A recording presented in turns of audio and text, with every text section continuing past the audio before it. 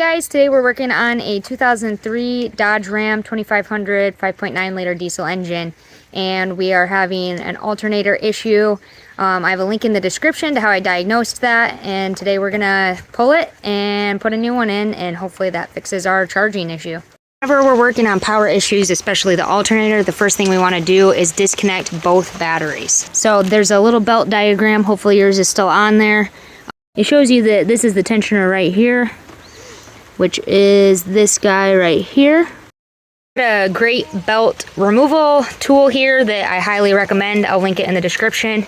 Next, we need to remove the belt, which I think is easiest from the bottom. This is the tensioner right here, and it's a 1/2 inch drive right there that we're gonna put it on. All right, so this is the setup I have with my belt removal tool, and you're pushing towards the AC compressor.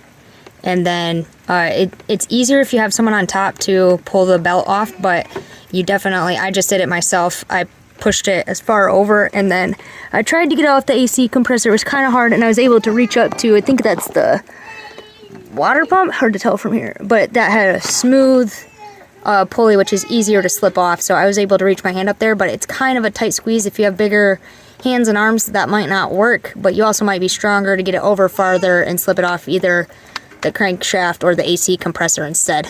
Now that we're back up top, you can see we got our belt off. Come to the back and unplug it. The plug is right here that we got to get to. That guy right there. The plug is on there like this, and you just have to pinch this and pull out. Mine came off pretty easy. Hopefully yours does too. We got this little bolt on the back. We got to pull this up and get to this guy right there. That's what ouch, it's hot. Getting that guy off right there. All right, so that bolt is a 12 metric, and you'll need a deep socket for it. This is interesting. I was inspecting the harness. Not sure how well it comes. Yeah, you can see it in the video, I think. Let's see if I can get it to focus. My wire is torn up, and I can see wire in there. Don't feel like you can see it as good on the camera, but that is definitely a problem. And maybe I don't have a bad alternator, maybe I just have a bad wire here. So I'm gonna replace that.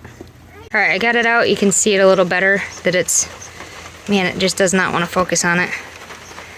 There's corrosion in there for sure. This definitely needs replaced. If you have any cracks like that, you definitely want to replace it. It's pretty easy to take off.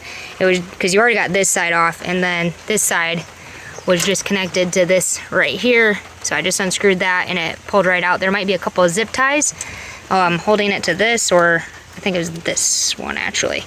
There was one zip tie on there for me, so there might be for you, but it's pretty easy to pull off.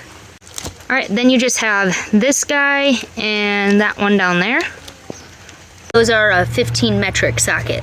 Once you take those out, you can pull this up out of this clip here to give you a little more room, and it should just come over and slide right out.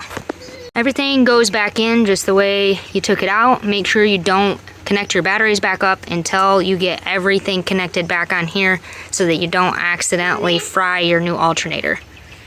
It's a good idea once you get your alternator out to have it tested at like AutoZone or O'Reilly or wherever you prefer, to just double check that that is the issue before you spend a bunch of money on a new alternator. But hopefully you get your new one in there and it works great for you. If you found this helpful, like and subscribe. That helps me be able to make more content like this. And as always, stay independent out there.